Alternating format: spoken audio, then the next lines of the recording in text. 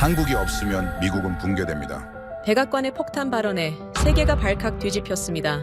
불과 이틀 전 미국 돈 빨아먹는 기생충이라며 한국을 대놓고 조롱한 미국. 관세로 압박하기만 하면 방위비를 지금보다 10배로 올려도 한국은 결국 굴복할 것이라고 확신했습니다. 세계 최강 미국 앞에서는 유럽도 일본도 결국 무릎을 꿇었기 때문이죠. 하지만 바로 그때 한국에 도착한 조사단의 긴급 보고서가 도착했고 모든 게 뒤집혔습니다. 무릎 꿇고 빌어야 하는 건 한국이 아닌 미국입니다. 도대체 무슨 일이 벌어진 걸까요? 백악관을 뒤흔든 대한민국의 압도적인 위상. 지금 시작합니다. 당장 한국 가서 탄약 뺏어와! 찰스 레이놀즈 부보좌관의 악을 쓰는 목소리가 상황실 벽을 울렸습니다. $1,000짜리 몽블랑 만년필이 제 얼굴을 향해 삿대질했어요. 백악관 지하 상황실, 창문 하나 없는 그 벙커에 12명의 수뇌부가 둘러앉아 있었는데 아무도 레이놀즈를 말리지 않았습니다. 메인 스크린에 붉은 글씨가 미친 듯이 전멸하고 있었거든요. 위험, 중동 전선 미군 요격 미사일 잔여량, 석 달치 미만, 155mm 포탄 비축량, 최저치 경신, 패트리어트 생산 라인, 가동 중단. 그 숫자들이 찍히자 방 안의 공기가 납덩이처럼 무거워졌습니다. 값비싼 향수 냄새 아래로 식은땀의 시큼한 냄새가 올라오고 있었어요. 세계 최강이라던 미합 중국의 탄약고가 텅 비어버린 겁니다. 민주주의의 무기고라 불리던 나라가 속빈 강정이 돼버린 현실이 저 스크린 위에 적나라하게 찍혀 있었죠. 제 이름은 토마스 콜린스, 백악관 국가안보회의 동아시아 담당 선임보좌관이고 27년간 미 육군 정보장교와 CIA를 거쳐 이 지하 벙커에 앉게 된 사람입니다. 모니터 속 깔끔한 데이터는 믿지 않아요.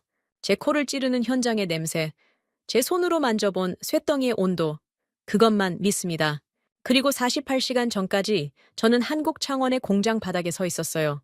경남 창원, 대전, 울산, 그곳에서 제 두 눈이 목격한 것들이 아직 망막에서 지워지지 않고 있었습니다. 국방장관 마커스 손이 상석에서 거대한 주먹으로 책상을 내리쳤어요.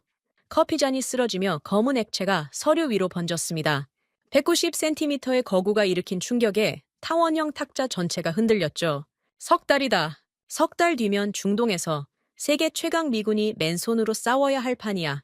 이 자리에 앉은 사람 중 누가 책임질 건가? 얼굴에 실전의 흉터가 남아있는 사성 장군 출신의 포효였습니다. 쓰러진 커피잔을 세울 엄두를 내는 사람은 아무도 없었어요. 설상가상으로 중국이 2024년부터 조여온 안티모니 수출 통제가 미군의 숨통까지 틀어쥐고 있었습니다. 스텔스기를 제 손으로 정비하지 못하는 굴욕. 그게 오늘 이 벙커에 모인 이유였죠. 레이놀즈가 그 틈을 놓치지 않았습니다. 브리온이 양복깃에 꽂힌 성족이 배지를 한번 매만진 뒤 자리에서 벌떡 일어나 제 쪽을 쏘아봤어요. 토마스, 자네 막 한국에서 돌아왔잖아. 방위비 인상카드 들이밀고 놈들 공장 쥐어짜서 포탄이든 미사일이든 당장 긁어와. 우리가 시키면 놈들은 조립만 하면 되는 거야. 만년필을 딸까기는 손가락에 힘이 잔뜩 들어가 있었습니다. 30년간 워싱턴 정치판에서만 구른 인간의 전형적인 수법이었죠.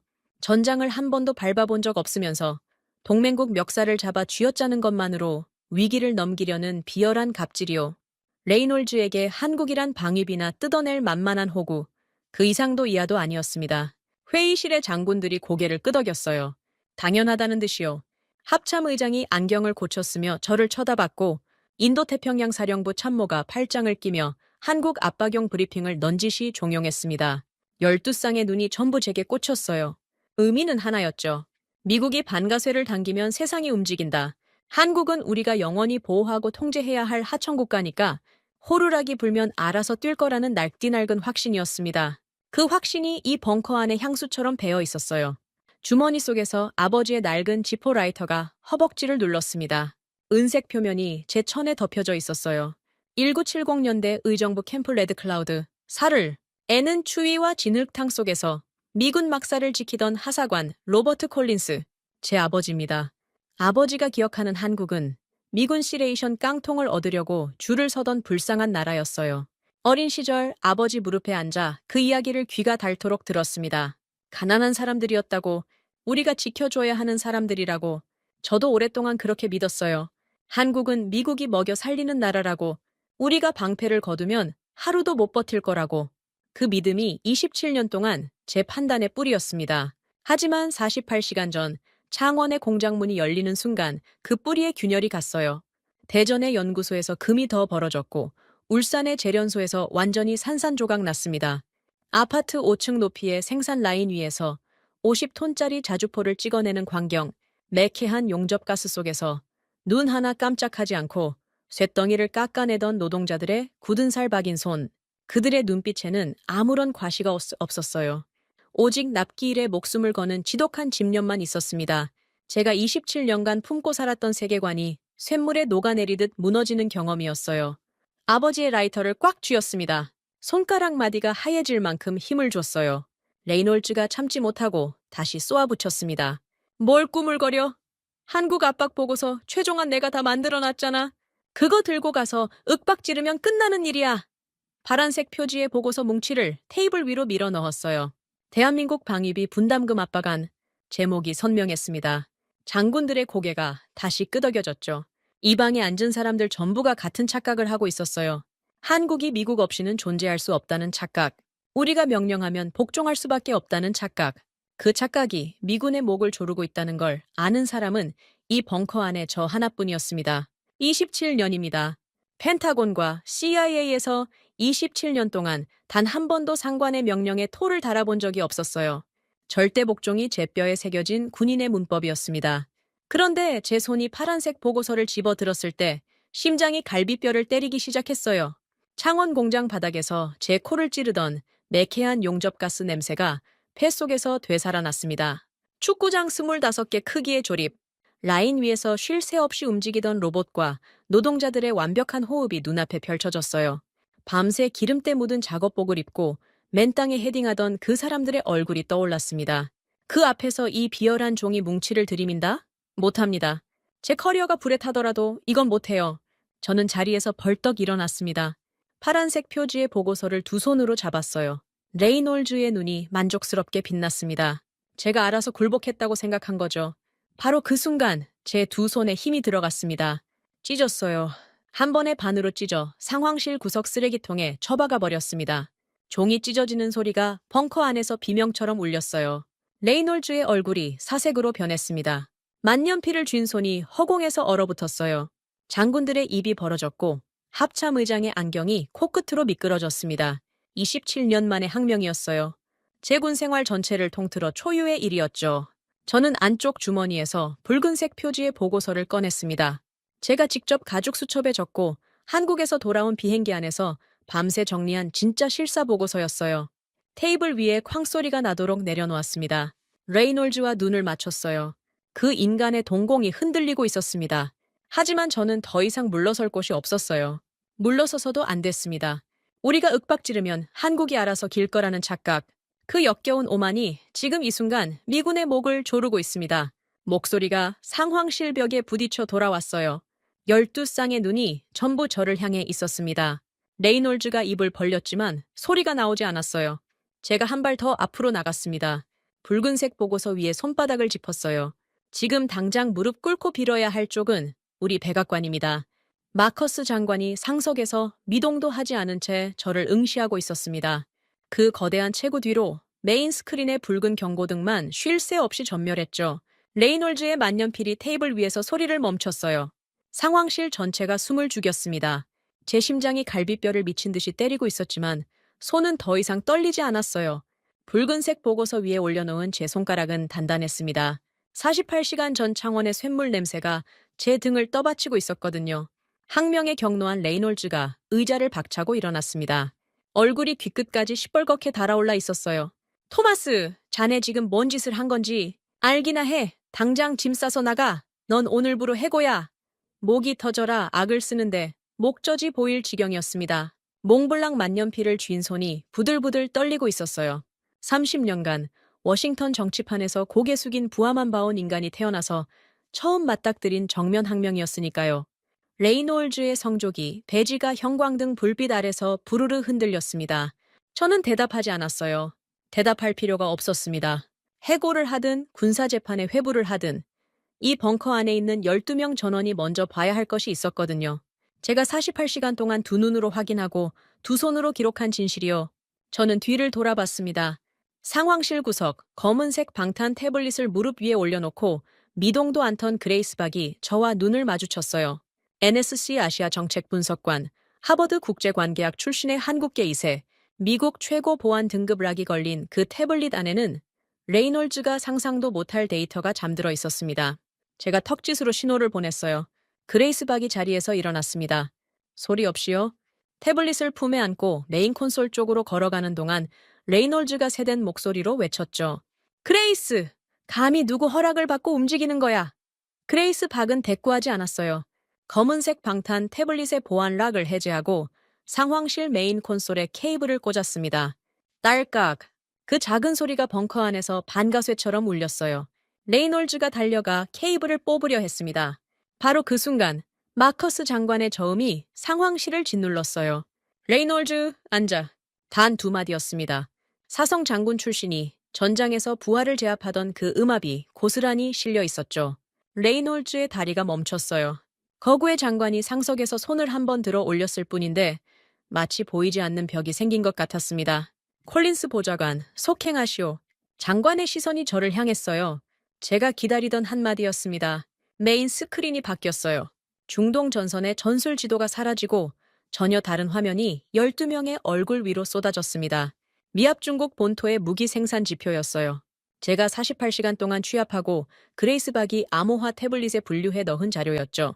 스크린 위로 미국 전역의 방산 공장 분포도가 펼쳐졌습니다. 거의 전부가 붉은색이었어요.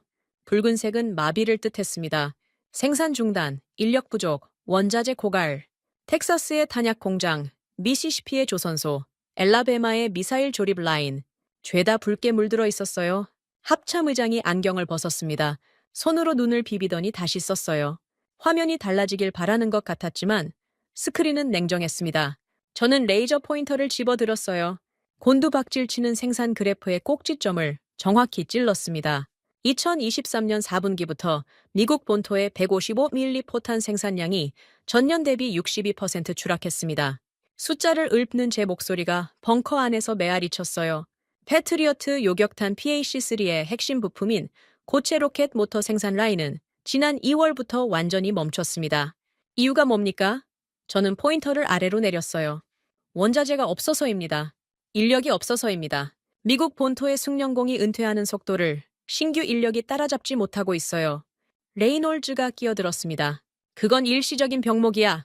예산만 늘리면 금방 복구돼. 목소리에 자신감은 없었어요. 마커스 장관이 손을 들었습니다. 레이놀즈의 입이 닫혔죠. 저는 한 발 더 나갔어요. 일시적이라고요? 미 국방부 군수지원사령부의 2026년 1 분기 기밀 실사 지표가 이 붕괴를 명확히 증명합니다. 그레이스 박이 태블릿을 스와이프했어요. 스크린에 새로운 문서가 떴습니다. 국방부 내부 기밀 등급 문서의 표지였죠. 지난 3년간 미국 방위산업 인력은 23% 감소했습니다. 같은 기간 중국의 안티모니 수출 통제로 스텔스기 정비용 핵심 광물의 비축량은 5% 미만까지 떨어졌어요. 우리 미군은 제 손으로 스텔스기 한 대를 제대로 정비하지 못하는 상태입니다. 스크린 속 그래프가 가차없이 곤두박질 치고 있었어요. 2021년을 정점으로 미국 본토의 방산 생산력이 해마다 절벽처럼 무너지고 있는 곡선이었습니다. 장군들의 얼굴에서 혈색이 빠져나가고 있었어요. 세계를 지킨다는 미합 중국의 안방이 사실은 텅 빈 무기고였다는 진실이 자기 나라 엘리트의 입을 통해 낱낱이 까발려지는 순간이었습니다. 인도태평양 사령부 참모가 헛기침을 했어요. 그래서 콜린스 보좌관, 대안이 뭔가? 묻는 표정이 불안으로 일그러져 있었습니다. 저는 그레이스 박을 쳐다봤어요. 그레이스 박이 다시 태블릿을 스와이프했습니다. 이번에 뜬 화면은 전 세계 무기 생산 공급망 지도였어요. 미국, 유럽, 아시아, 중동, 방산 공장의 가동 현황이 색깔로 표시돼 있었습니다. 상황실이 조용해졌어요. 숨소리도 안 들렸습니다. 이유는 간단했죠.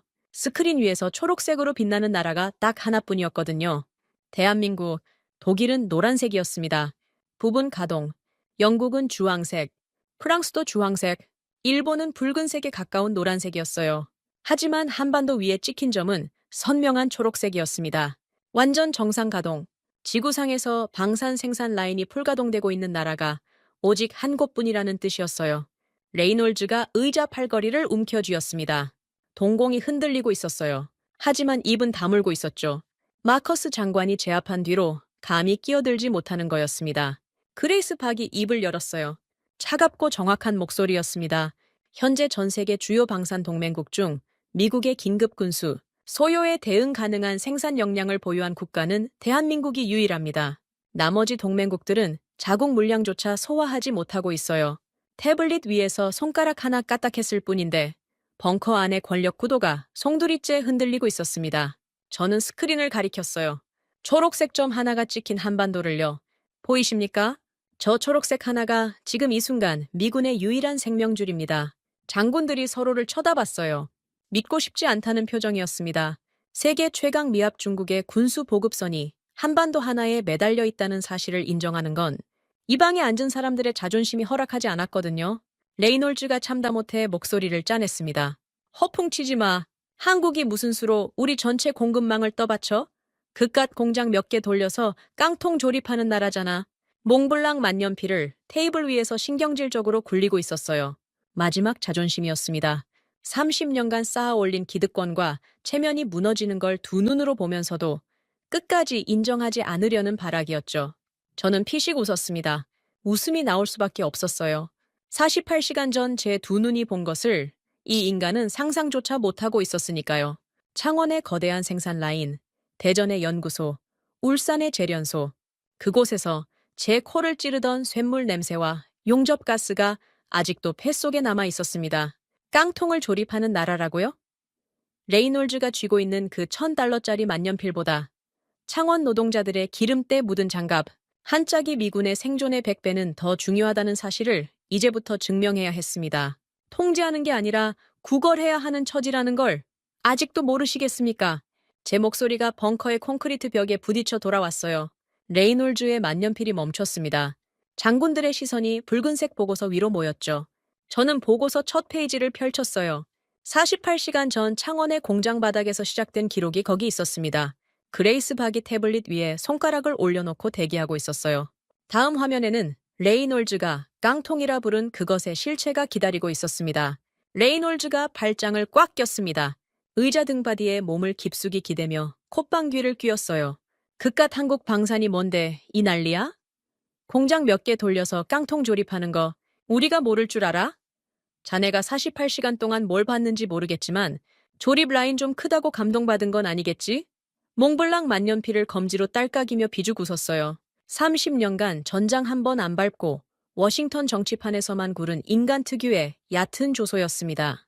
자기가 직접 눈으로 확인한 적은 한 번도 없으면서 남이 가져온 증거를 깔보는 데는 천재적인 재주가 있었죠. 장군 2명이 고개를 끄덕였어요. 아직도 레이놀즈 편이었습니다. 한국 방산이 싸구려 깡통이라는 낡은 편견이 이 벙커 안에 시멘트처럼 굳어 있었거든요.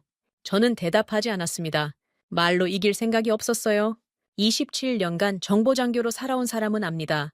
말은 부정할 수 있지만 눈앞에 펼쳐진 영상은 부정할 수 없다는 걸요. 그레이스 박을 쳐다봤어요. 고개를 한번 끄덕였습니다. 그레이스 박이 태블릿을 스와이프하자 메인 스크린이 전환됐어요. 중동 전술 지도도 미국 본토의 붉은 그래프도 사라졌습니다. 대신 거대한 건물 내부가 화면 가득 펼쳐졌어요. 경남 창원 한화 에어로스페이스 공장 내부 실사 영상이었습니다. 제가 48시간 전 직접 촬영한 것이죠. 카메라가 천장을 향해 올라갔습니다. 아파트 5층 높이의 천장이었어요. 그 아래로 끝이 보이지 않는 단일 생산 라인이 펼쳐져 있었습니다. 축구장 25개 규모. 숫자로는 감이 안 잡히실 겁니다. 그날 제가 공장 입구에 섰을 때 시야의 끝이 뿌옇게 날아갔어요. 너무 커서 끝이 보이지 않았던 겁니다.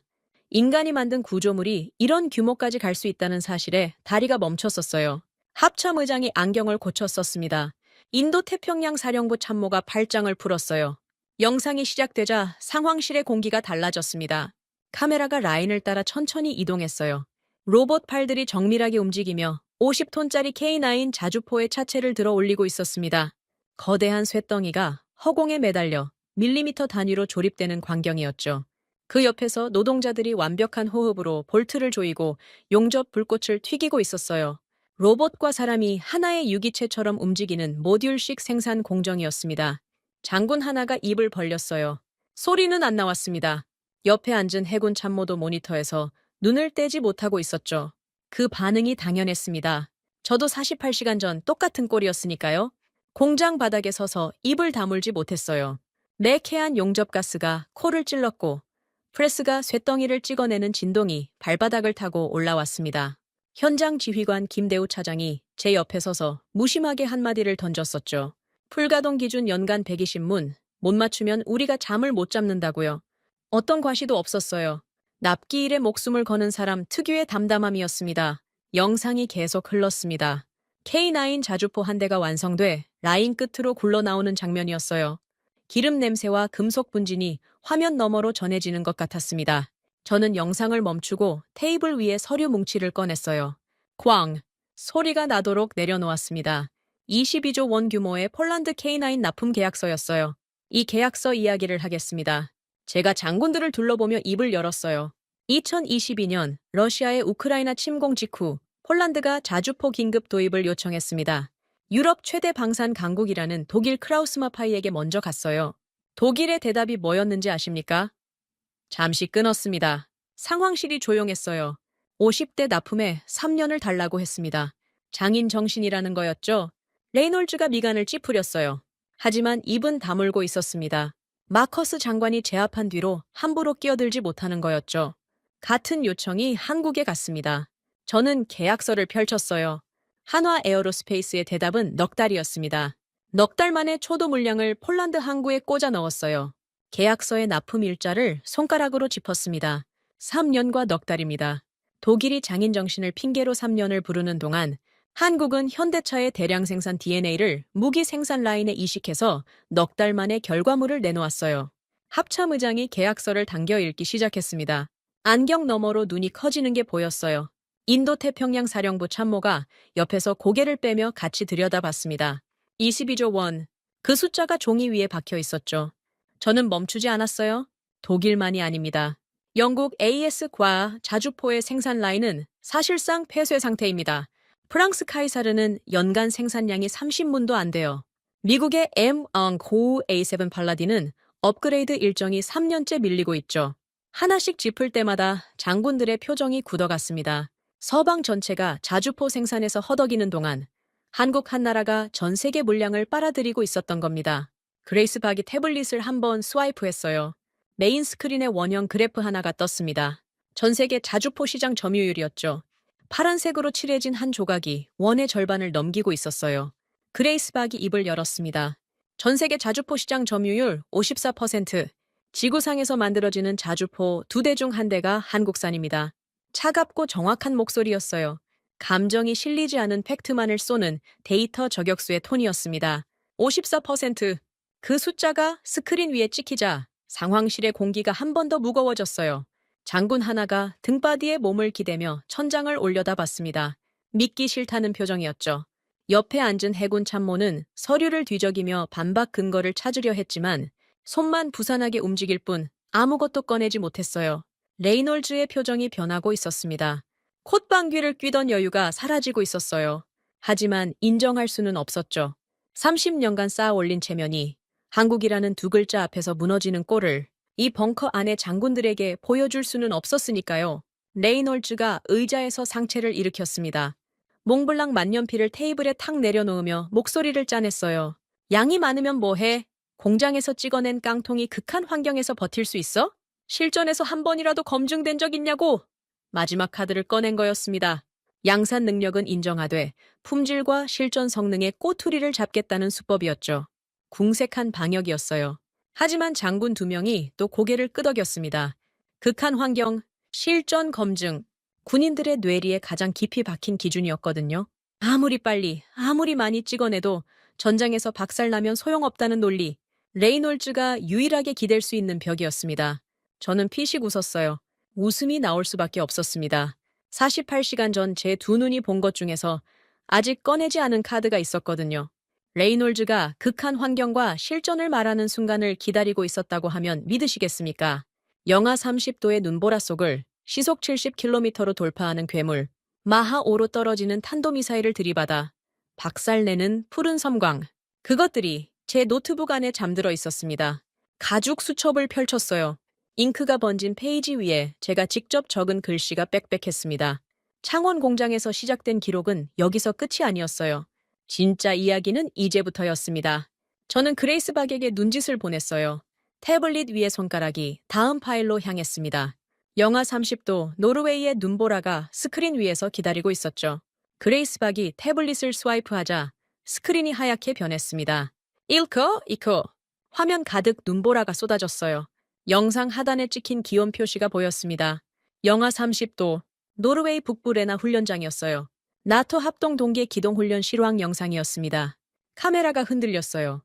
촬영자의 장갑 낀 손이 떨리고 있었거든요. 그 눈보라 속에서 뭔가가 움직였습니다. 시커먼 실루엣이 설원을 가르며 돌진해 오고 있었어요.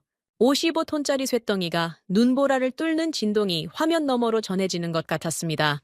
K2 흑표 전차였어요. 영상 속 속도계가 시속 70km를 찍고 있었습니다. 영하 30도의 눈보라 속에서요. 장군 하나가 의자에서 상체를 일으켰어요. 합참 의장이 안경을 벗었다. 다시 쓰는 동작을 반복했습니다. 그럴 수밖에 없었죠. 미국의 자존심이라 불리는 M1A2 에이브럼스의 최고 기동 속도가 시속 67km였거든요. 그것도 포장도로, 정상 기온 조건에서요. 한국 전차는 영하 30도의 설원에서 미국 전차의 최고 속도를 가볍게 넘기고 있었습니다. 영상 속 K2가 급정거했어요. 눈보라가 차체를 집어삼키듯 휘몰아쳤습니다. 3초 뒤 포탑이 회전했어요. 표적을 포착하고 사격 자세에 들어가기까지 걸린 시간이 5초가 채 안 됐습니다. 그 55톤짜리 괴물이 빙판 위에서 춤을 추듯 움직이는 거였어요. 인도 태평양 사령부 참모가 팔걸이를 움켜쥐었습니다. 해군 참모가 앞으로 몸을 기울였어요. 레이놀즈는 입을 다문 채 화면을 쏘아보고 있었죠.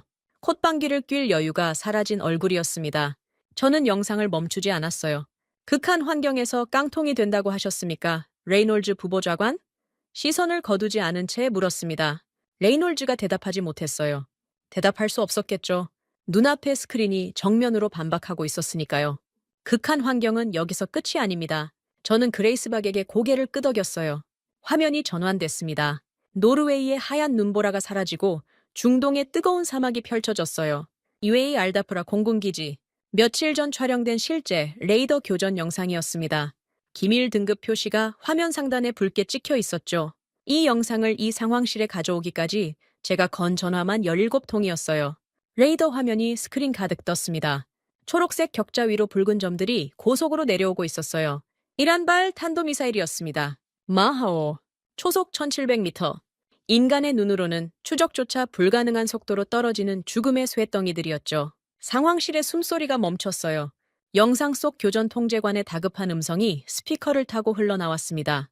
아랍어와 영어가 뒤섞인 긴박한 교신이었어요. 그 순간 스크린 아래쪽에서 파란 점들이 솟구쳤습니다. 천궁뒤 요격 미사일이었어요. 히트 투 킬. 날아오는 미사일을 미사일로 직접 들이받아 박살내는 방식이죠. 총알로 총알을 맞추는 것과 같은 정밀도가 필요한 기술입니다. 파란 섬광이 연쇄적으로 터졌어요. 붉은 점 하나가 사라졌습니다. 또 하나, 또 하나. 마하5로 떨어지는 쇳덩이들이 하늘에서 차례로 산산조각 나고 있었어요. 파란빛이 사막의 밤하늘을 수놓을 때마다 상황실 장군들의 눈이 커졌습니다. 영상이 멈추고 데이터 시트가 떴어요. 제가 직접 읊었습니다. 천궁제이 실전 요격률 96%, 마하 5급 탄도미사일 연쇄 요격 성공. 상황실이 돌처럼 굳었어요. 96%.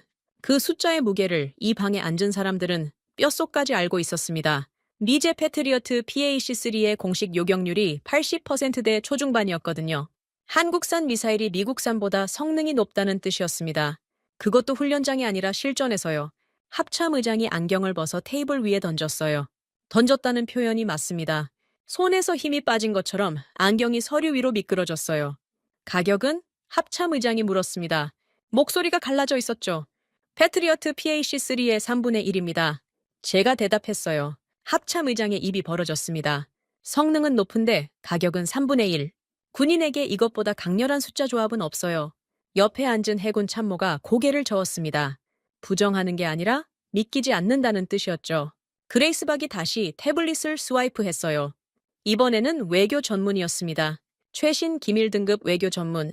화면에 뜨자 레이놀즈의 동공이 흔들렸어요. UAE 국방부 수뇌부가 발칵 뒤집혀서 한국군 내수용으로 배치, 예정이던 천궁다의 물량까지 제발 자기들에게 먼저 빼달라고 읍소하고 있다는 내용이었습니다. 세계 최대 산유국 중 하나가 한국에 고개를 숙이고 제발 무기를 달라고 매달리는 거였어요. 저는 장군들을 둘러봤습니다. 아무도 입을 열지 못하고 있었죠. 레이놀즈가 버텼습니다. 의자 팔걸이를 움켜쥔 손가락이 하얗게 질려 있었지만 포기하지 않았어요. 식은땀이 이마를 타고 흘러내리는데도 목소리를 짜냈습니다. 좋아, 기존 무기는 인정하지. 하지만 미래전은 다르다고. 레이저 무기, 전자전, 하이테크 핵심 부품은 전부 우리 기술 통제 아래 있잖아. 한국이 아무리 날뛰어봤자 심장은 우리가 쥐고 있어. 마지막 보루였습니다. 미국의 기술 통제. 그게 레이놀즈에게 남은 유일한 울타리였어요. 저는 기다리고 있었습니다. 이 순간을요. 레이놀즈가 기술 통제를 꺼내는 순간 제 보고서의 가장 깊은 곳에 묻어둔 카드를 뽑을 타이밍이었거든요. 가죽 수첩을 펼쳤어요. 잉크가 번진 페이지 사이에 끼워둔 얇은 서류 한 장을 꺼냈습니다. 차세대 방공무기 천광의 심장부, 고출력 광섬유 레이저 모듈. 제가 서류를 들어 올렸어요. 이 부품이 없으면 천광은 철덩어리에 불과합니다. 레이놀즈 부보좌관 말씀대로라면 이 핵심 부품은 미국 기술 통제 아래 있어야 맞죠. 잠시 끊었습니다. 레이놀즈가 고개를 끄덕이려는 찰나였어요. 국산화 완료됐습니다. 레이놀즈의 고개가 멈췄어요. 눈이 커졌습니다. 저는 서류를 메인 스크린 쪽으로 밀었어요. 그레이스 박이 스캔본을 띄웠습니다. 대한광통신 연구진의 기술 검증 보고서였어요. 미국의 기술 이전 없이 한국 기술자들이 광통신 분야에서 축적한 노하우만으로 고출력 광섬유, 레이저 모듈을 100% 완전 국산화했다는 인증 문서였습니다. 광통신 케이블 깎던 기술자들이었어요. 제 목소리가 낮아졌습니다. 머리카락보다 가는 유리 섬유를 깎고 이어 붙이던 사람들이 그 기술을 무기급 레이저에 이식했습니다. 미국이 수출 통제로 막으면 돌아갈 길을 찾고 돌아갈 길마저 막히면 길이 없는 곳에 길을 뚫는 독종들이에요. 상황실이 고요했습니다. 레이놀즈의 만년필이 테이블 위에 누워 있었어요. 더 이상 딸깍거리지 않았습니다. 장군들의 시선이 스크린 위에 국산화 인증 문서와 제 얼굴 사이를 오가고 있었죠. 이젠 우리가 부품으로 그들의 목줄을 쥘 수 없습니다. 제가 레이놀즈를 똑바로 쳐다보며 말했어요. 기존 무기의 성능도 미래 무기의 심장도 전부 한국이 쥐고 있어요. 실전의 지배자는 이미 바뀌었습니다. 레이놀즈의 입술이 파르르 떨렸어요. 반박이 나오지 않았습니다. 노르웨이의 눈보라를 뚫은 K2 마하5를 격추한 천궁두하이, 미국 통제를 벗어난 레이저 모듈. 세 발의 총알이 연속으로 박힌 거였죠. 극한 환경, 실전 검증, 기술 자립, 레이놀즈가 내민 세 가지 꼬투리를 한국이 전부 박살낸 겁니다.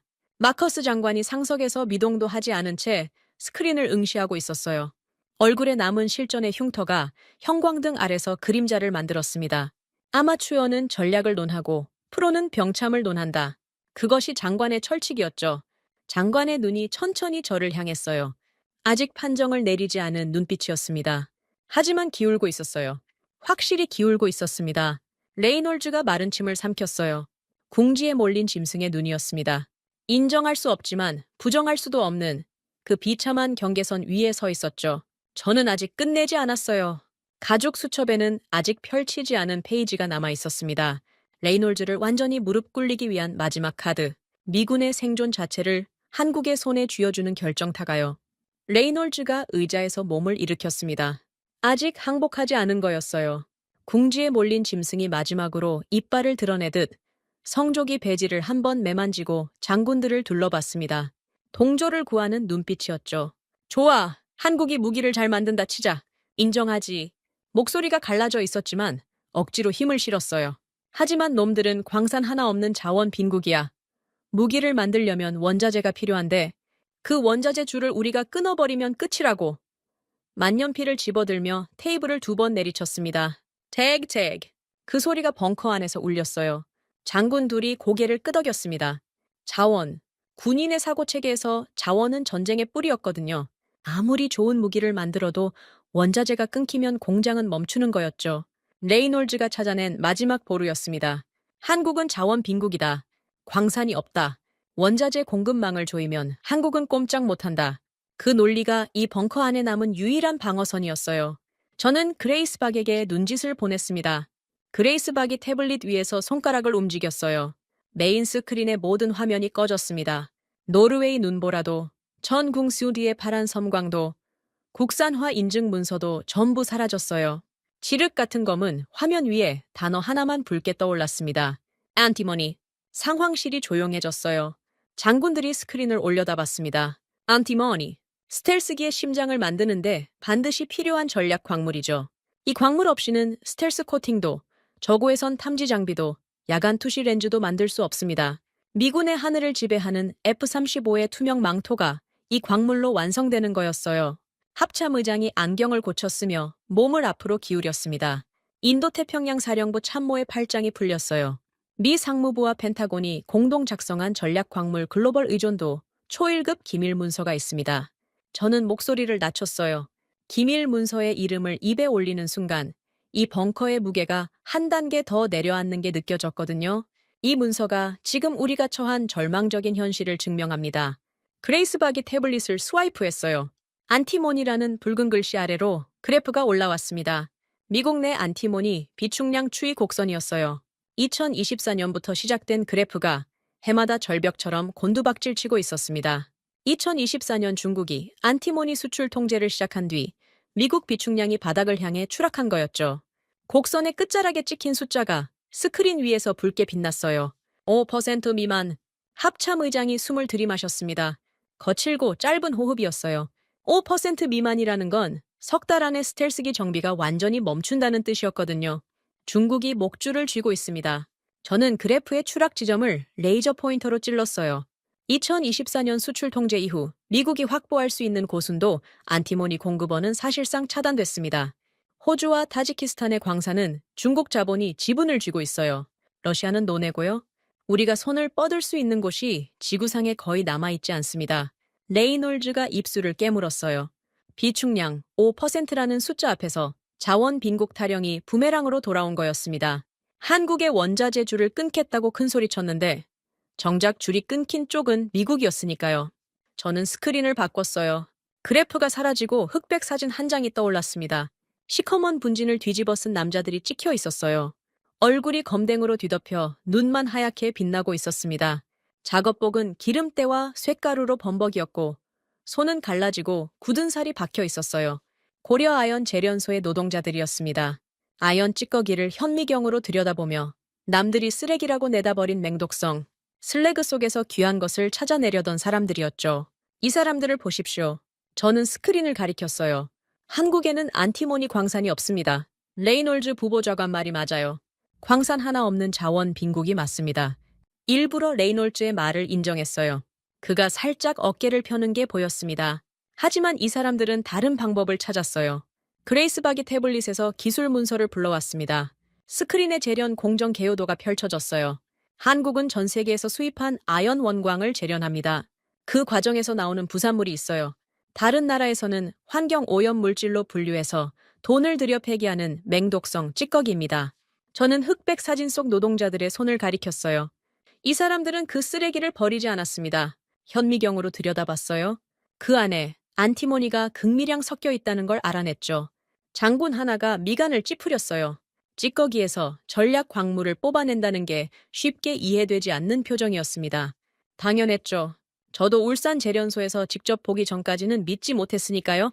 남들이 내다버린 산업 쓰레기를 긁어모아서 기어코 순도 99.999%, 초고순도 메탈 안티모니를 끌려냈습니다. 제 목소리에 힘이 들어갔어요. 5-9이라고 부릅니다. 소수점 아래 아홉이 5개 붙는 순도예요. 지구상에서 이 수준의 정제 능력을 가진 나라가 몇 개나 되는지 아십니까?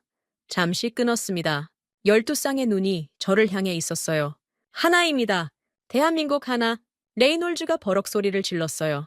어디서 찌꺼기, 재활용 따위로 우릴 협박해. 의자를 박차고 일어나며 테이블을 내리쳤습니다. 하지만 목소리가 갈라져 있었어요. 분노라기보다 공포에 가까운 톤이었습니다. 협박이 아니라 팩트라는 걸 자기 안에서도 알고 있었던 거죠.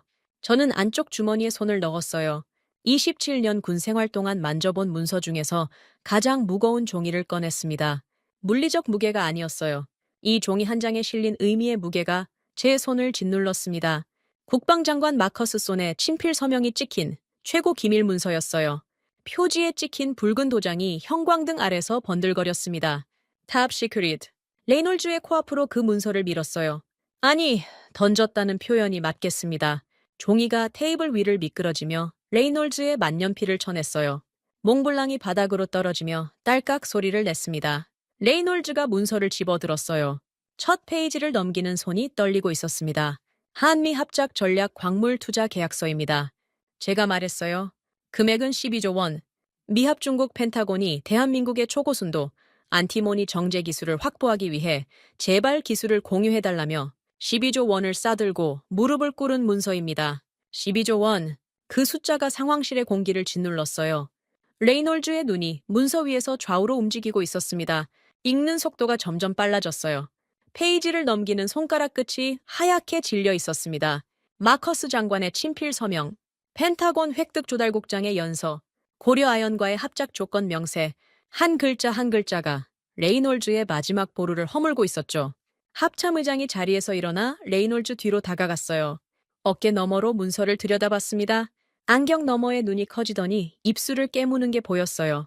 인도태평양 사령부 참모가 뒤따라 일어났습니다.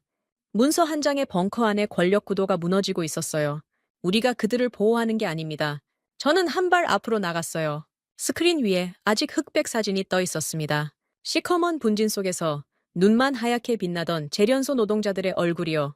저 사진 속 사람들의 쇳가루 묻은 손이 지금 이 순간 미군의 스텔스기를 날게 하고 있습니다. 저 갈라진 손가락 사이에서 나온 초고순도 안티모니 없이는 우리 공군의 투명 망토는 걸레짝이 됩니다. 목소리가 올라갔어요. 제가 의도한 건 아니었습니다.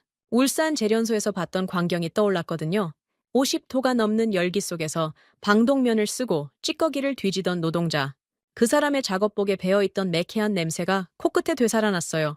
그 손이 미군의 생존을 먹여 살리고 있다는 사실을 이 벙커 안의 양복쟁이들은 상상도 못하고 있었습니다. 땅에 캘 광산이 없으니 남들이 버린 산업 쓰레기를 긁어모아 기어코 99.999% 초고순도로 끓여내는 지독한 독종들입니다. 제 주먹이 테이블을 쳤어요. 그 독종들의 기술을 사기 위해 12조 원을 싸들고 엎드린 쪽이 우리 펜타곤이에요. 자원 빈국의 줄을 끊겠다고요? 줄이 끊기는 쪽은 우리입니다. 레이놀즈가 문서를 내려놓았어요. 아니, 손에서 미끄러졌다고 해야 맞겠습니다. 종이가 테이블 위에 축 늘어졌어요. 레이놀즈의 시선이 허공을 헤매고 있었습니다. 바닥에 떨어진 몽블랑 만년필을 주울 생각도 못하고 있었어요. 성조기 배지가 형광등 아래서 빛을 잃은 것처럼 보였습니다. 마커스 장관이 상석에서 문서를 향해 손을 뻗었어요. 자신의 친필 서명이 찍힌 그 종이를 묵묵히 들여다보고 있었습니다. 상황실의 붉은 경고등만 쉴 새 없이 전멸했어요. 제 심장이 거칠게 뛰고 있었지만 제 안에서 뜨거운 것이 치밀어 오르고 있었습니다. 분노가 아니었어요. 경애였습니다.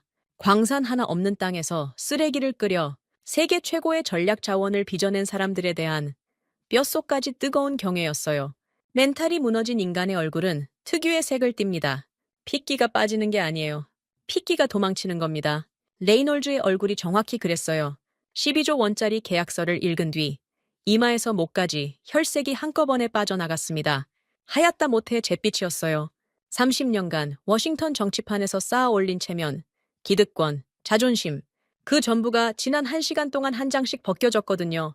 K9에 미친 납기 속도, 차원궁 듀리의 96% 실전 요격률, 레이저 모듈 완전 국산화, 그리고 12조 원을 들고 엎드린 펜타곤, 내 발에 총알이 연속으로 박힌 뒤에 남은 건 사시나무처럼 떨리는 손가락과 바닥에 굴러다니는 몽블랑 만년필 뿐이었습니다. 레이놀즈가 책상을 발로 거칠게 차고 일어났어요. 의자가 뒤로 밀려나며 날카로운 금속 소리를 냈습니다. 상황실 전체가 그 소리에 움찔했죠. 레이놀즈의 눈이 충혈되어 있었어요. 더 이상 논리가 아니었습니다. 궁지에 몰린 짐승이 물어뜯는 거였어요. 토마스! 자네 지금 한국 방산 로비스트로 온 거야? 목이 터질 것 같은 고함이었습니다. 만년필 대신 검지로 제 얼굴을 삿대질했어요. 성조기 배지가 흔들렸습니다. 한국 놈들한테 돈이라도 받은 거 아냐? 48시간 동안 뭘 한 거야? 어디서 조작질이야? 비열한 색깔론이었죠. 팩트로 이길 수 없으니 상대방의 동기를 더럽히는 수법이요. 워싱턴에서 30년간 갈고 닦은 정치꾼의 마지막 카드였습니다. 장군들이 서로를 쳐다봤어요.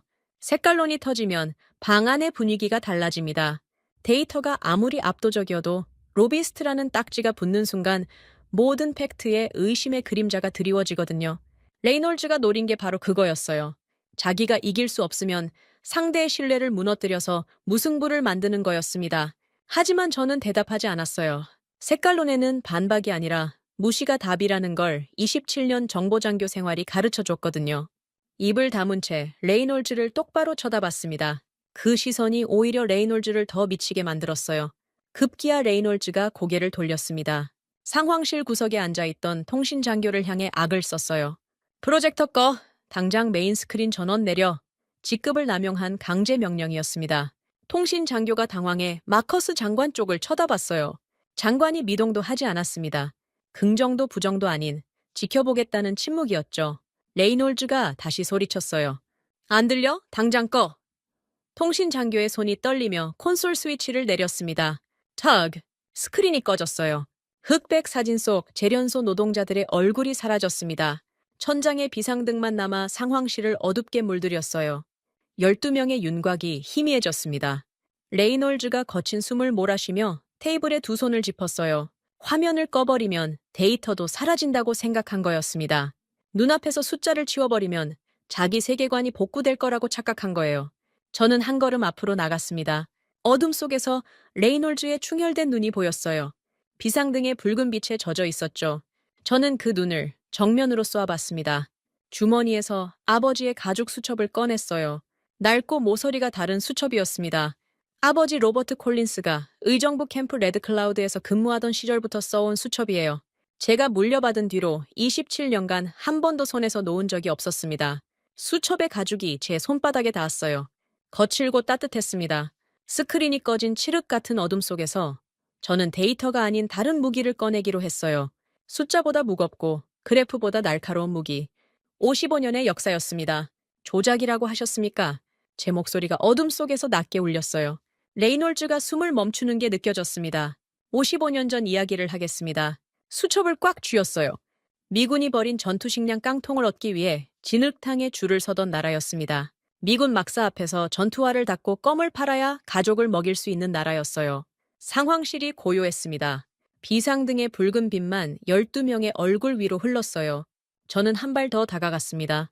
레이놀즈와의 거리가 2걸음 남짓이었어요.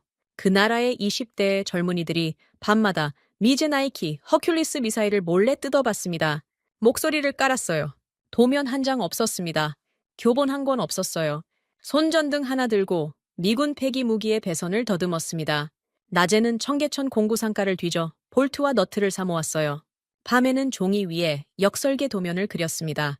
눈이 충혈되도록 깎고 그리고 지우고 다시 그렸어요. 장군 하나가 테이블 위에 놓인 손을 움켜쥐는 게 보였습니다. 합참 의장이 안경을 벗어 무릎 위에 올려놓았어요. 그 젊은이들의 이름은 아무도 모릅니다. 제 목소리가 갈라졌어요. 훈장도 없었고 기사도 없었고 누구 하나 알아주지 않았어요. 하지만 그 사람들이 피눈물로 그려낸 도면이 오늘의 천궁우아이가 됐습니다. 96% 요격률에 뿌리가 55년 전 정계천 공구상가에서 시작된 겁니다. 레이놀즈의 삿대질이 멈춰 있었어요. 충혈된 눈이 비상등 아래서 흔들리고 있었습니다. 저는 시선을 거두지 않았어요. 광산이 없으니 찌꺼기를 끓였습니다. 기술이 없으니 미제 무기를 뜯었습니다. 돈이 없으니 잠을 줄이고 2배로 일했어요. 수첩을 든 손에 힘이 들어갔습니다. 기름때 묻은 작업복을 입고 맨땅에 헤딩하던 사람들이 55년 만에 미국 펜타곤이 12조 원을 들고 무릎 꿇게 만들었습니다. 이게 조작입니까?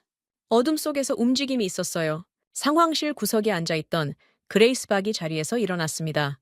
검은색 방탄 태블릿을 가슴에 안은 채 한 걸음 앞으로 나왔어요. 비상등의 붉은 빛이 그레이스 박의 얼굴을 비췄습니다. 표정은 차가웠지만 턱 근육이 팽팽하게 당겨져 있었어요.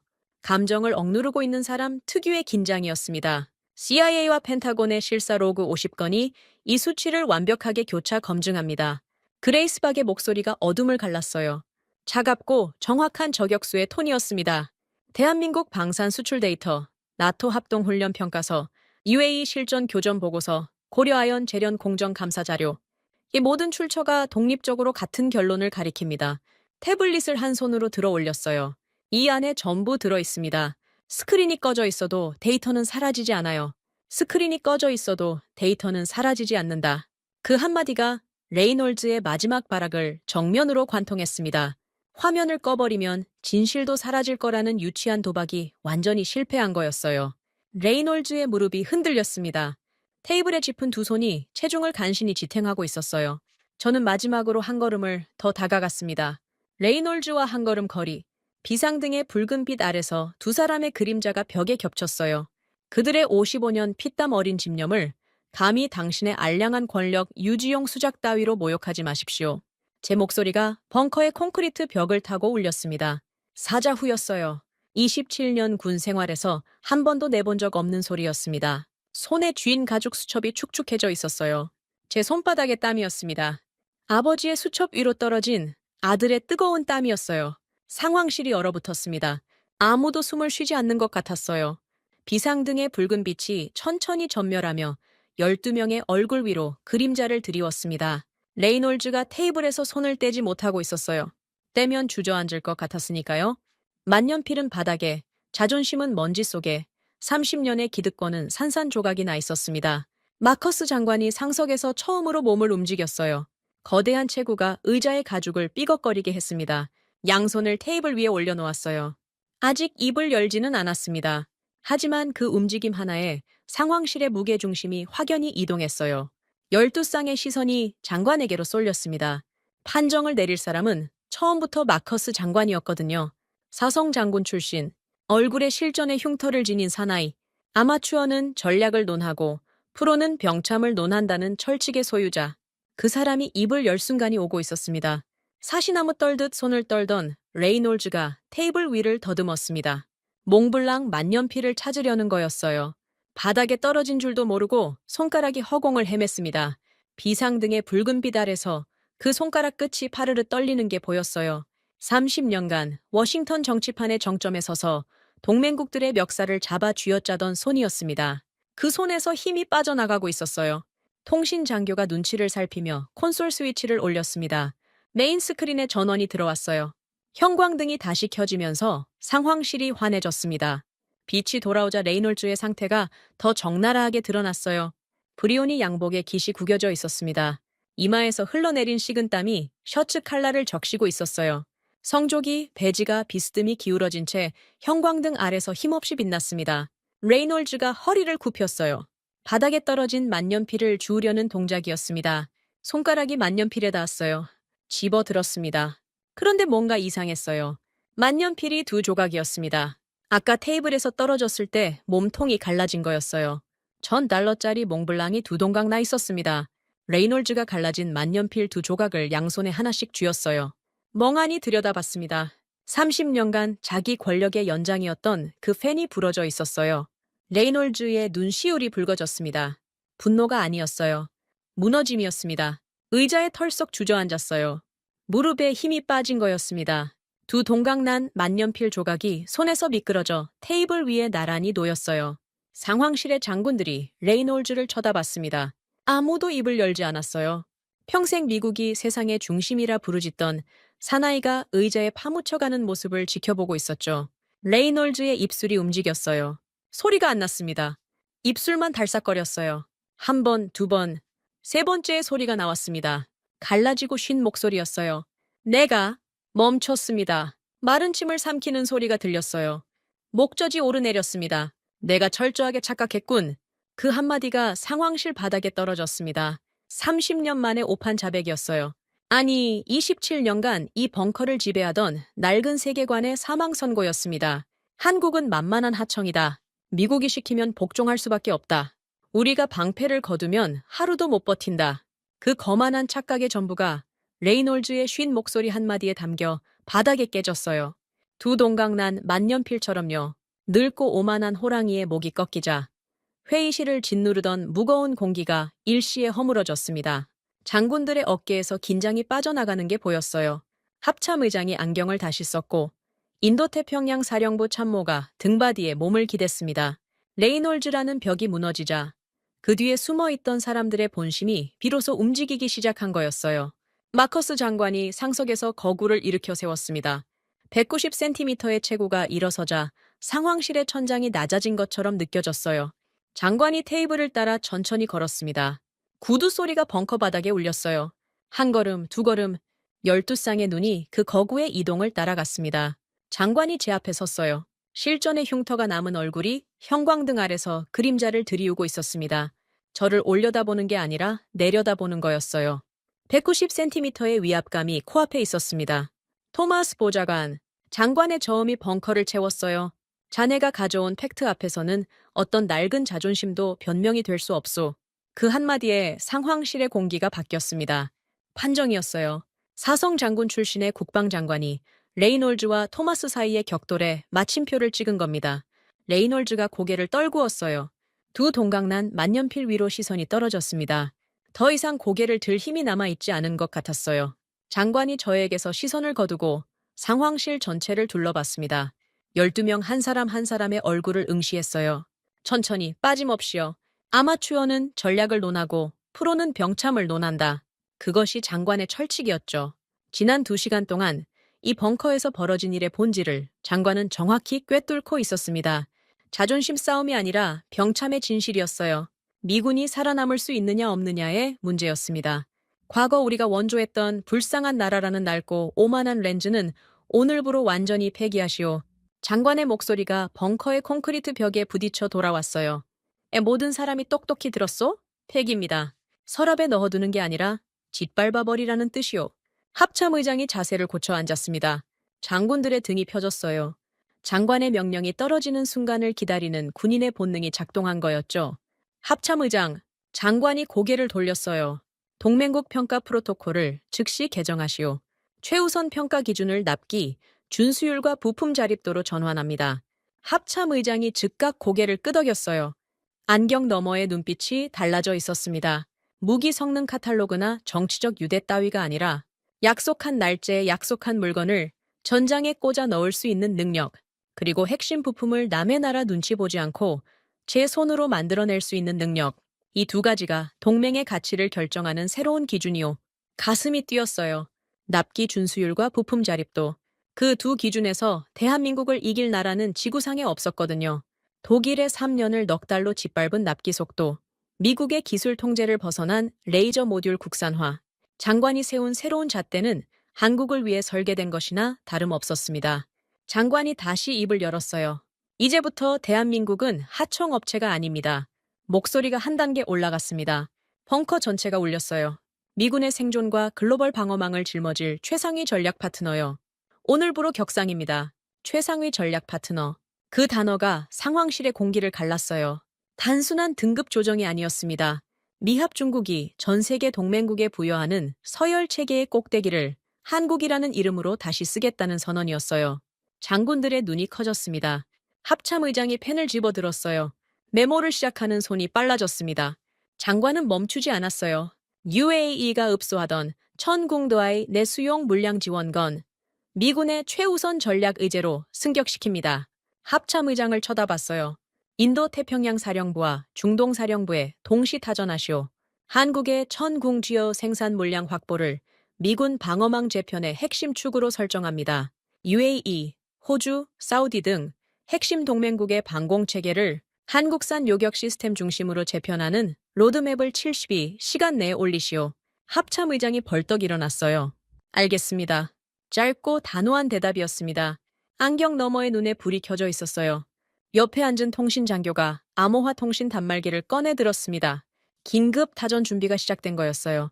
인도태평양 사령부 참모가 서류를 정리하며 자리에서 일어났습니다. 상황실이 요동치기 시작했어요.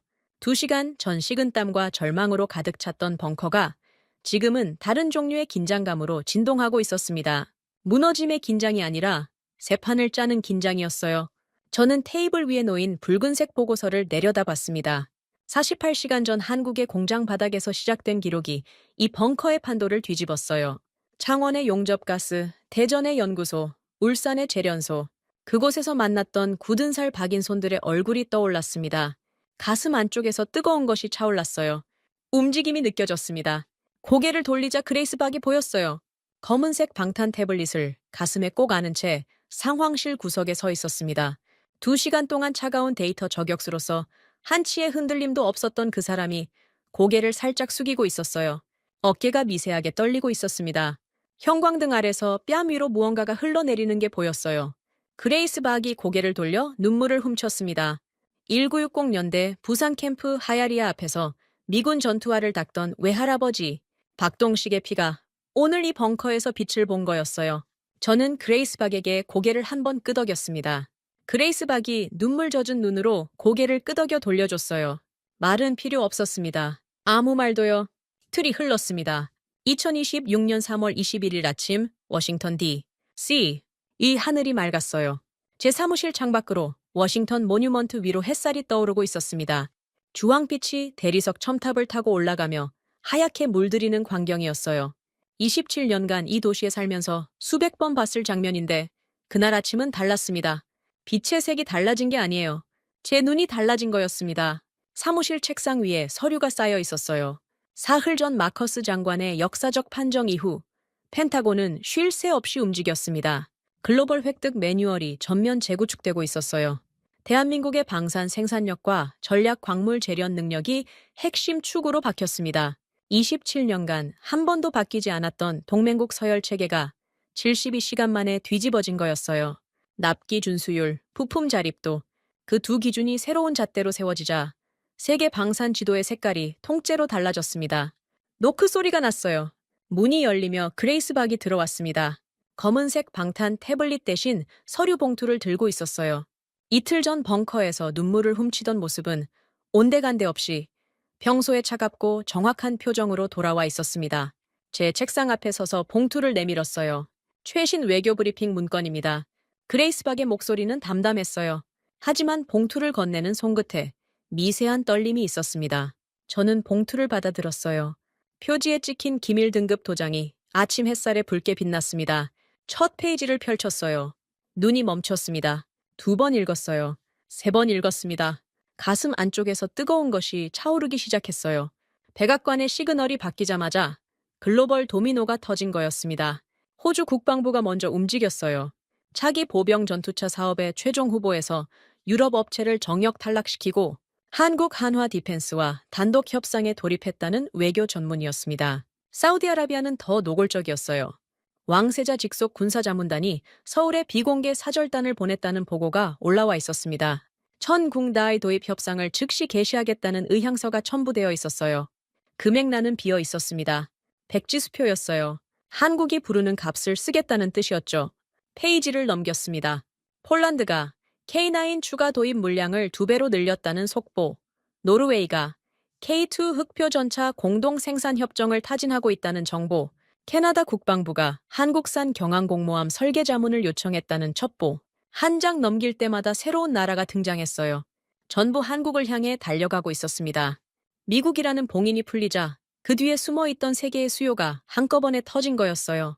미국 한 나라가 반가쇠를 당기면 세상이 움직인다는 오래된 말이 있었죠. 이번에는 그 반가쇠가 한국을 향해 당겨진 겁니다. 전 세계가 줄을 서고 있어요. 그레이스 박이 말했어요. 목소리가 잠시 갈라졌습니다. 이내 헛기침으로 감췄지만 저는 들었어요. 그 갈라진 목소리 속에 담긴 것을요. 저는 서류를 내려놓았습니다. 창밖을 봤어요. 워싱턴 모뉴먼트 위로 완전히 떠오른 아침 해가 대리석을 하얗게 태우고 있었습니다. 이 도시의 권력자들이 100년 넘게 올려다본 첨탑이었죠. 미국의 힘과 영광의 상징이었어요. 하지만 그 첨탑을 떠받치는 대리석 아래에 이제는 창원의 쇳물과 울산의 안티모니가 흐르고 있었습니다. 보이지 않는 곳에서 이 나라의 방패를 떠받치는 한국의 손이 있었어요. 그레이스 박이 나갔습니다. 문이 닫히고 사무실이 조용해졌어요. 저 혼자 남았습니다. 책상 위에 서류 더미 사이로 아침 햇살이 비스듬히 들어오고 있었어요. 먼지 입자들이 빛 속에서 천천히 떠다녔습니다. 이상하게 고요했어요. 사흘 전 벙커의 고함과 경고음이 아직 귓전에 남아있는데 이 사무실은 세상에서 가장 조용한 곳 같았습니다. 주머니에 손을 넣었어요. 손끝에 2가지 물건이 닿았습니다. 왼쪽 주머니에는 손때 묻은 가죽 수첩, 오른쪽 주머니에는 오래된 구형 휴대전화. 둘 다 꺼냈어요. 수첩을 책상 위에 올려놓고 휴대전화를 펼쳤습니다. 낡은 액정에 금이가 있었어요. 전화번호부를 열었습니다. 스크롤을 내리자 이름 하나가 떠올랐어요. 로버트 콜린스. 아버지였습니다. 50년 전 의정부 캠프 레드클라우드의 살인적인 추위 속에서 미군 막사를 지키던 하사관, 진흙탕 천지의 가난한 나라에서 시레이션 깡통을 나눠주며 한국 아이들의 머리를 쓸어주던 사람이었어요. 아버지가 기억하는 한국은 불쌍한 나라였습니다. 보호해줘야 하는 나라, 먹여 살려야 하는 나라. 아버지는 그 기억을 평생 간직한 채 오래전 세상을 떠났어요. 휴대전화 속 아버지의 이름을 엄지손가락으로 쓸었습니다. 금간 액정 위로 빛이 번졌어요. 아버지가 지키던 그 나라 기억하시죠? 진흙탕 속에서 미군 전투화를 닦던 아이들이 있었다고 하셨잖아요. 지문이 다 닳도록 구두약을 칠하던 소년이 있었다고. 그 손이 더러워서 악수도 못하겠더라고 하셨었죠. 가슴이 뜨거워졌어요. 수첩을 집어들었습니다. 아버지의 수첩. 27년간 제 판단의 뿔이었던 이 낡은 가죽 귀에 48시간의 기록이 빽빽하게 적혀 있었어요. 창원의 용접 불꽃, 대전의 연구소, 울산의 재련소. 그 페이지 사이사이에 한국의 55년이 눌려 있었습니다. 아버지가 불쌍히 여기던 그 아이들이 자랐어요. 아버지가 전투화를 닦게 했던 그 소년의 손자 세대가 지금 창원의 공장에서 50톤짜리 자주포를 찍어내고 있었습니다. 아버지가 깡통을 나눠주던 그 골목의 후손들이 울산에서 세계가 버린 쓰레기를 끓여 초고순도 전략 광물을 빚어내고 있었어요. 도면 한 장 없이 미제 미사일을 뜯어보던 20대 젊은이들의 피가 55년의 시간을 건너 96% 요격률의 천군과이로 하늘을 지키고 있었습니다. 아버지가 지키던 그 가난했던 나라가 이제는 굳은 살 박인 두 손으로 거대한 방패를 빚어내어 전 세계를 지키고 있었어요. 저는 자리에서 일어났습니다. 창가에 섰어요. 워싱턴 모뉴먼트 너머로 아침 해가 완전히 떠올라 있었습니다. 하늘이 눈부시게 맑았어요. 왼손에 아버지의 수첩, 오른손에 아버지의 이름이 뜬 휴대전화를 쥐고 있었습니다. 50년의 시간이 두 손 안에 들려 있었어요. 아버지의 아들로서 미군 막사를 지키던 시대는 끝났습니다. 한국의 엔지니어들이 빚어낸 방패 아래서 미국이 보호받는 시대가 온 거였어요. 아버지가 불쌍히 여기던 나라에 아들이 경의를 표해야 하는 시대, 그 역전이 완성된 아침이었습니다. 오른손에 휴대전화를 가슴 높이로 들어 올렸어요. 액정 속 아버지의 이름이 아침 햇살에 반짝였습니다. 그리고 지금 이 순간에도 창원의 매캐한 공장 바닥에 서 있을 김대우 차장, 울산의 50도 열기 속에서 방독면을 쓰고 찌꺼기를 끓이고 있을 고려아연의 재련 노동자들, 대전의 연구소에서 밤을 새우고 있을 이름 모를 기술자들, 그 모든 사람들의 얼굴이 떠올랐어요. 거수 경례를 올렸습니다. 27년 군 생활에서 수천 번 올린 경례였지만 그날 아침의 경례가 가장 무거웠어요. 손끝이 이마에 닿았을 때 뜨거운 것이 눈 안쪽에서 차올랐습니다. 참으려 했어요. 참을 수 없었습니다. 뺨을 타고 내려온 한 줄기가 턱 끝에서 떨어져 책상 위에 펼쳐진 아버지의 낡은 가죽 수첩 위에 떨어졌어요. 수첩의 가죽이 눈물을 빨아들였습니다. 아버지의 시간과 아들의 시간이 그 얼룩 위에서 겹쳐졌어요. 50년 전 의정부의 진흙탕과 오늘 아침 워싱턴의 햇살이 낡은 가죽 한 장 위에 나란히 스며들었습니다. 저는 경례를 내리지 못했어요. 손이 이마에서 떨어지지 않았습니다. 창밖의 워싱턴 모뉴먼트가 아침 햇살에 하얗게 타오르고 있었어요. 그 빛 너머로 한반도의 공장 굴뚝들이 보이는 것 같았습니다. 연기를 내뿜으며 쉬지 않고 돌아가는 지독한 독종들의 심장 소리가 들리는 것 같았어요. 지금까지 대한민국의 감동을 전하는 감동 유나였습니다. 다음 영상에서 더 재미있고 감동적인 대한민국의 이야기로 찾아뵙겠습니다. 선배님들 좋은 하루 되세요.